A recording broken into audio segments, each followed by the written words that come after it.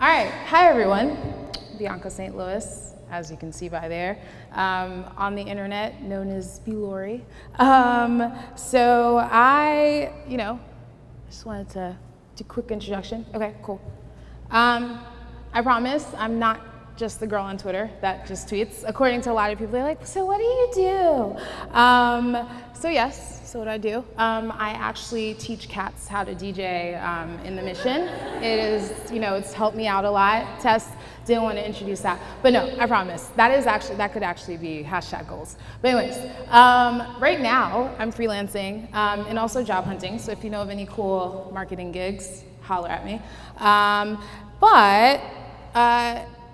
In terms of high level, what do I do? Over the past couple of years, I've gotten a chance to work at different companies, supporting them, whether it's on like inclusion stuff, whether it's on like support, whether it's on building programs. But overall, I have a passion for technology. I actually feel like in my next life, I'll be a user experience designer because that's actually what fuels a lot of the work that I do. If I were to summarize, like high level, outreach, partnerships, and branding. Okay, so let's get to the meat of this. So what am I going to talk about? Glad you asked. So hard. So on the Googs and also on Merriam-Webster, hard is known as something that might be physically or mentally difficult, not easy, or it might require a great deal of effort. Do we have any parents in the room? Yeah, you guys are you guys are epic. Can we actually give a hand to the parents in the room? I don't think you guys, I live with like a stay-at-home mom and her 2 kids, and I'm like, oh my gosh, newfound respect. But anyways, parenting, I feel like parenting is not a walk in the park. So parenting, hard. I assume that, for many in the South, having to get visual reminders that, that you're inferior, hard. Also, for people who have, whether, been victims of sexual abuse or assault, seeing this fool get a slap on the wrist, probably hard. And then opening a pickle jar, this is my subtle, you might wonder whose side I'm on. But anyways, opening a pickle jar is hard. So I am here to be the towel to your pickle jar. I just wanted to say it like that. I don't know, I just felt like you can't say it in like a weird way. But anyways, your inability to open a pickle jar doesn't mean like, oh, you're incomplete or you're not strong. It just means you might need a little bit of support, some maneuvering, or some extra resources. So change is hard. So over the past, since birth, we've accumulated experiences, biases, and comfort, which makes things and change a little tough on us, and it requires my favorite word, effort. So, we're going to talk about some things, just so you get an idea. These are some of my favorite topics to talk about. So yeah, next slide. Cool. I don't know how many of you guys have seen, this is probably like one of my favorite memes. Sometimes I just would like to hang it up at an office. But, a lot of times it highlights, being an only, and often while also feeling very invisible. Yes. So next slide. Inclusion is hard. Star for everyone. Don't get it twisted, even for me. But it's actually a problem that's very imperative for us to solve. The reality is, I think about inclusion as experience design. Unless you want to ensure the success and productivity of one group, go ahead, keep on. But unless you want to make sure everyone at your company is capable, feels empowered, supported, and is productive, I think it's actually very imperative, to think about that holistically. Cool. So we're gonna call this towelTalk, because I'm DJ Khaled in my head right now. But anyways, number one rule of the game is, these are just some of my thoughts around this. This is not meant to be prescriptive. We're just chatting here. First rule of the game, talk to us. How many designers in the room? Okay, cool. Designers. How many of you have looked for solutions without talking or even doing any research on your users? Probably none, right? Or, okay, I would hope not.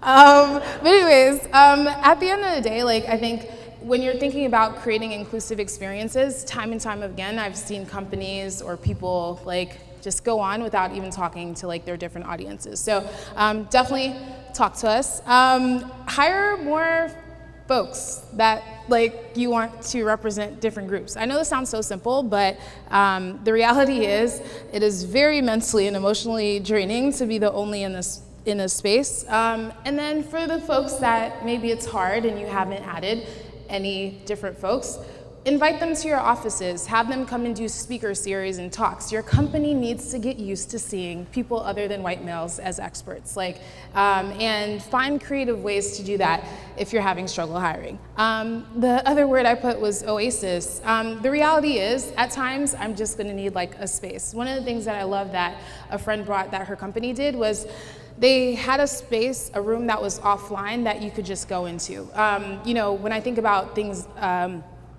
just like whether it's like Trayvon Martin or a lot of the injustices, there are certain times that I just needed to like not talk to anyone, and just really having a space that is just like, this is the oasis room or something could have been beneficial. The other thing I wanted to bring up, reimagine perks. I'm sorry, but discounts on overpriced like bags, that's not my thing. Haircuts on site, while that's awesome for some people, it's not my thing. So while I'm not saying people of color are a monolithic group, maybe consider for, if you have men of color at your company, offering them bevel subscriptions, or for women, or I was just definitely want to make sure I'm using the right terms, but just making sure you're offering other services. Maybe it's a subscription to Style C or other services. And then, or maybe it's even supporting folks around student loans and things like that. This is also, sorry, talking a little long on this one. But anyways, definitely want to make sure, thinking about reimagine perks. The other thing is remember why we're here. So we're not here to take pictures for diversity brochures or spend most of our time recruiting, but we're actually here to do our jobs, whether that be as an executive, a designer, or an engineer. Time spent away from doing just that is not useful or beneficial. All right, cool, next slide. Okay, so this was L's 2015, Women in Tech. Okay. I have some friends there, so that's one. And then this one was L's 2016, Women in Tech. Apparently, according to L, there are no black women in tech. Which brings me to my next slide. Intersectionality is hard. You go to the next slide. Cool. Just wanted to say, one size doesn't fit all in terms of thinking about solutions, in terms of thinking about what works for everyone. I think about it as a doctor, right? A doctor is not going to be like, hey, here's a prescription for all women. We've only assessed white women that live in different environments, that eat different foods, that have different family structures, socioeconomic statuses, and now this is going to be the go-to for everyone. So I think definitely being cognizant of how inclusive your women's initiatives are at your companies is super important. The reality is many executives will never see, me as a black woman as their daughter, right? So, and I know it's so weird. A lot of folks like to use that as their tagline. It's a little creepy. But anyways, we'll talk about that another time. But anyways, definitely do that. The other piece I wanted to highlight, because as a black woman, I'm just gonna talk about black women too, definitely cultivate the talent in black women. Fun fact, we could do more than work in diversity or customer support, which is a lot of the spaces that I tend to see women of color working in or pigeonholed into. So I'm not saying if that's where that person wants to go, let them, but I've had people straight up tell me oh, are you sure you don't want to do this? So definitely support. And then for those who are in leadership, definitely make sure you're stretching out a hand to ensure the success of, women in tech, black women in tech. And then the other thing is just speak up. For the women that were on the L thing, maybe suggesting hey, did you think of any Black or Latina women to add on to that list, and just being cognizant of that. And then when you're the only one in a room, like really speaking up and just being okay with that, and just like bringing up, hey, I feel like there's another group missing. So those are just my thoughts on that. It's like so embarrassing to put up this picture. So I promise. So this was a picture of me and my nephew from a while back. That was when I was probably like a good 50 pounds heavier. Yeah, times have changed. Good shout out to the internet. Okay, next slide. And then this is a recent picture. So this was after like I 2 years ago got to like a breaking point. I was terrible to myself. I was not taking care of myself. Horrible nutrition, lots of stress, not saying no. So I definitely wanted to talk to y'all about the lovely self-care, which is my next slide. Okay, so self-care is hard. So in society, for me as a Caribbean woman, like we've been taught to like deprioritize ourselves, our health, and it's not intentional, but you know, a lot of times that's the visual. It's like yourself last, right? And so some things I learned about self-care that I wanted to share with you. Number one, you're awesome, and don't you forget it. Can y'all repeat after me? I am awesome. See, like, I feel like when was the last time you told yourself like you're actually an amazing deal? Probably not for a while.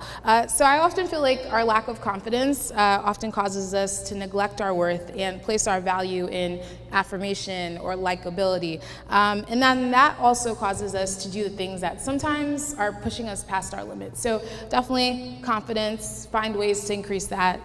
The other one I had was squad. Accountability is key. Find people that are committed to you as a holistic human, not just what you can do for them. And so that for me was very important in terms of finding people. I have my friend over there, Aneem, that like holds me down. Hey, Aneem. But like, you know, people in your corner that make sure you're taking care of yourself. So do that. Health and wellness. So find what makes you happy, right? So for some, like, they like working out, for some they don't, but find what fuels you. And also, the other thing is like be mindful of the nutrition and the things that you're putting in your system. I've noticed that like food really does affect my mood, so I really highly encourage you to think about what works for you. And then the other thing is be honest and ask for help. In this day and age, everyone's comparing themselves and acting like they never felt sad, they never have suffered, but be honest with your feelings. Like you can't fix what you haven't addressed. So for me, on the job hunt, like it's emotionally taxing, right? So for me, I just had to be honest around like it's tough not having a safety net. It's tough, you know, like being told, being unpacked, right, in every sense of the word. But be able to ask for help, whether that's emotionally, whether that's like a conversation, like be okay with asking for help. So those are my things on self-care. So our insecurities will often try and encourage us to like seek our refuge in fear and just stay where we're at.